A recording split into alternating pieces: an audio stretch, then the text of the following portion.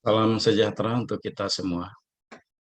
Perkenankan saya untuk mempresentasikan materi Product Design mata kuliah Manajemen Operasi 2. Nama saya Stepanus, NIM 2010417300, kelas E-Konversi Putu Sibau, jurusan Manajemen, Fakultas Ekonomi Universitas Pancabakti Pontianak. Dalam materi product design atau desain produk, akan membahas tentang yang pertama, the design process atau proses desain, dan yang kedua adalah teknologi in design atau teknologi desain. Mendesain produk baru. Produk merupakan sumber kehidupan organisasi.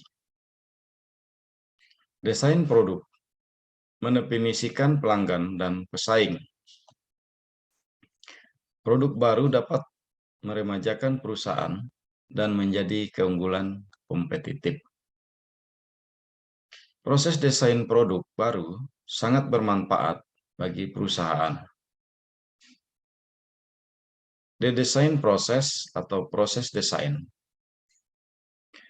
Desain memiliki dampak luar biasa pada kualitas produk atau layanan.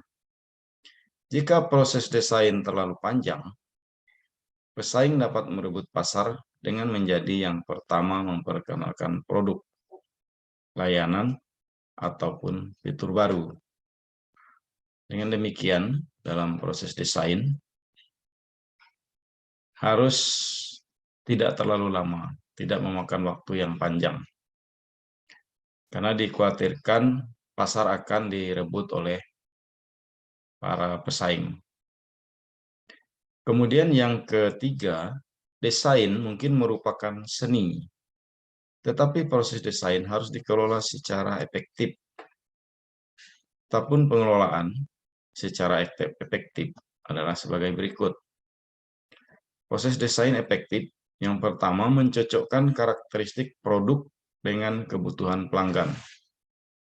Kemudian memastikan bahwa persyaratan pelanggan dipenuhi dengan cara yang paling sederhana dan paling murah. Kemudian mengurangi waktu yang dibutuhkan untuk merancang produk atau layanan baru. Selanjutnya meminimalkan revisi yang diperlukan untuk membuat desain. Adapun diagram proses desain atau the design process diagram dapat kita lihat sebagai berikut. Tahap-tahapannya yang pertama, idea generation, kemudian feasibility study, kemudian rapid prototyping, yang mana di dalamnya ada form design, functional design, production design, kemudian tahap akhir adalah final design and process plan, sehingga dihasilkan produk baru atau new product. Tahap yang pertama, the idea generation atau generasi ide, yaitu proses desain dimulai dengan memahami dan mengidentifikasi kebutuhan pelanggan. Ide untuk produk baru atau perbaikan produk yang sudah ada dapat dihasilkan dari banyak sumber. Pesaing juga merupakan sumber ide untuk produk atau layanan baru. Jadi dari pesaing, sehingga itu juga merupakan sumber ide bagi kita untuk merancang suatu produk atau layanan baru. Kemudian peta persepsi, benchmarking, dan reverse engineering dapat membantu perusahaan belajar dari pesaing mereka. Kemudian tahap selanjutnya adalah feasibility study atau studi kelayakan. Terdiri dari analisis pasar, analisis ekonomi, dan analisis teknis atau strategis. Kemudian teknis kuantitatif seperti analisis biaya atau manfaat, teori keputusan, nilai sekarang bersih atau tingkat pengembalian internal biasanya digunakan untuk mengevaluasi potensi keuntungan proyek. Juga terdapat analisis teknis dan strategis yang menjawab pertanyaan seperti apakah produk baru memerlukan teknologi baru? Atau apakah risiko atau investasi modalnya berlebihan? Apakah perusahaan memiliki keterampilan tenaga kerja dan manajemen yang memadai untuk mendukung teknologi yang dibutuhkan? Dan apakah kapasitas yang tersedia cukup untuk produksi? Selanjutnya, apakah produk baru memberikan keunggulan kompetitif bagi perusahaan? Jadi ini adalah pertanyaan-pertanyaan yang perlu dijawab dalam studi kelayakan. Selanjutnya tahap rapid prototyping atau pembuatan prototipe cepat. Prototyping cepat menciptakan model desain awal yang cepat diuji dan dibuang jika sebagai kegagalan atau disempurnakan lebih lanjut. Keputusan desain ini dilakukan secara bersamaan pada tahap prototipe cepat. Keputusan desain memengaruhi strategi penjualan, efisiensi manufaktur, kualitas perakitan, dan kecepatan perbaikan serta biaya produk atau produk. Functional design atau desain fungsional berkaitan dengan bagaimana kinerja produk. Ada 3 karakteristik kinerja yang dipertimbangkan dalam fase desain ini. Adalah keandalan, pemeliharaan, dan kegunaan. Kemudian tahap form design atau desain bentuk mengacu pada penampilan fisik suatu produk seperti bentuk, warna, ukuran, dan gayanya. Dan juga estetika seperti citra, daya tarik pasar, dan identifikasi pribadi juga merupakan bagian dari desain bentuk. Dalam banyak hal kasus, desain fungsional harus disesuaikan agar produk terlihat atau terasa pas. Production design atau desain produksi berkaitan dengan bagaimana produk akan dibuat.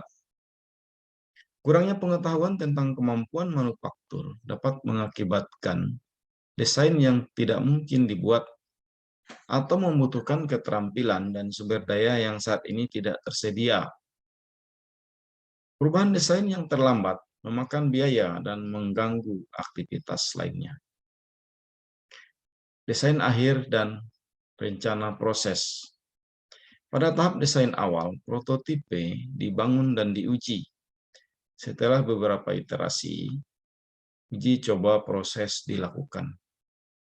Kemudian penyesuaian dilakukan sesuai kebutuhan sebelum desain akhir disepakati. Desain akhir berdiri dari gambar, detail, dan spesifikasi untuk produk baru.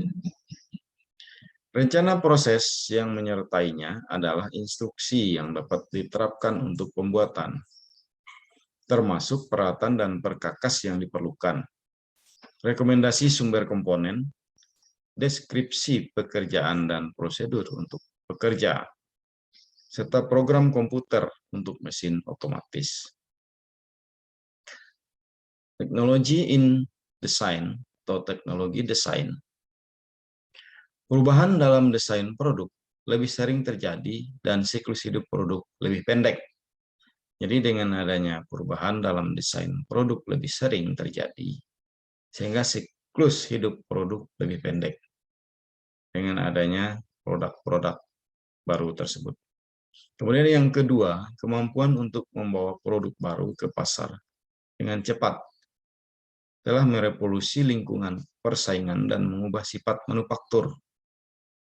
Dan yang ketiga, bagian dari dorongan untuk membanjirnya produk baru adalah kemajuan teknologi yang dimulai dengan desain berbantuan komputer seperti computer-aided design, dan mencakup teknologi terkait seperti teknik berbantuan komputer atau computer-aided engineering, manufaktur berbantuan komputer atau computer-aided manufacturing, dan desain produk kolaboratif atau collaborative product design.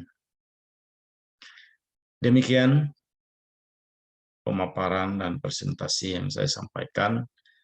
Semoga bermanfaat bagi kita semua. Atas perhatian saya ucapkan terima kasih.